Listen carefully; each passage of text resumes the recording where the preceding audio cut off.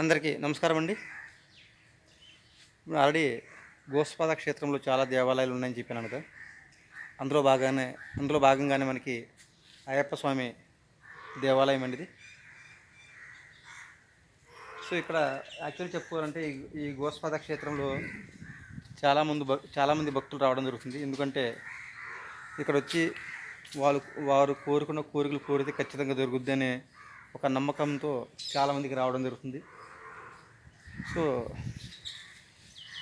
ఎటువంటి దొంగలు పడకుండా, పిక్ పాకెట్ జరగకుండా ఇక్కడ చాలా కట్టుదిట్టంగా భద్రతలు కూడా ఇక్కడ నిర్వహించడం జరిగింది. సీసీ కెమెరా శాఖ ఆధ్వర్యంలో ఉంది ఇక్కడ.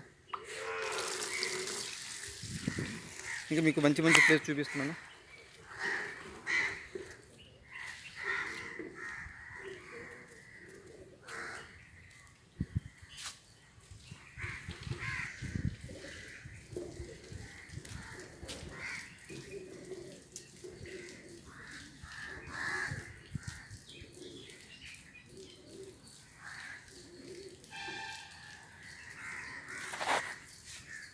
ఇక్కడ స్తూపం ఉందండి. ఇక్కడ మంచి స్తూపం, అయ్యప్ప స్వామి సంబంధం అంటే స్తూపం అండి ఇది. సో శ్రీ ధర్మ శాస్త్ర శరణు కోటి స్తూపం అని ఇక్కడ ఈ స్తూపాన్ని ఇక్కడ కన్స్ట్రక్ట్ చేయడం జరిగింది. కానీ చాలా బాగుంది. అదేవిధంగా మీరు చెప్పుకోదగ్గ మంచి ప్లేసెస్ ఉన్నాయి ఇక్కడ. కానీ ఏది చెప్పినా సరే అంటే నా సబ్స్క్రైబర్స్కి ఏ విధంగా చూపిస్తే వాళ్ళు లైక్ చేస్తారని చెప్పని ఆలోచిస్తున్నాను. దీనిహో ఎలాగైనా సరే ఇక్కడ గోస్పాద క్షేత్రంలో ఉన్న అన్ని దేవాలయాల గురించి మాత్రం నేను ఖచ్చితంగా చూపించగలను. సో మీ సపోర్ట్ నాకు కావాలి. మరి ముఖ్యంగా సబ్స్క్రైబ్ మాత్రం చేయడం మర్చిపోవద్దు.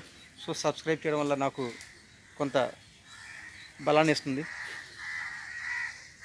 అదేవిధంగా లైక్ మాత్రం చేయడం మాత్రం మర్చిపోవద్దు. లైక్ చేయడం వల్ల మరికొంతమందికి వీడియోస్ కూడా రీచ్ అవుతుంది. అదేవిధంగా ఇక్కడ చూడండి, ఈ ప్రదేశం కూడా చూడవచ్చు మనం. అంటే ఇక్కడ అంతా గోదావరికి ఆనుకొని ఉన్నటువంటి చాలా దేవాలయాలు ఉన్నాయి.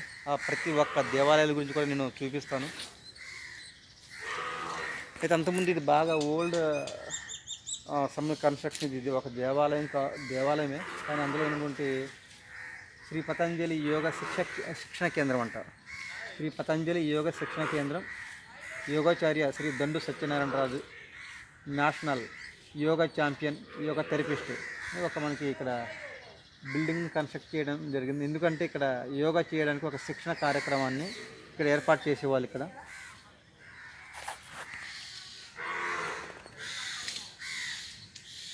ఈ శిక్షణ కేంద్రం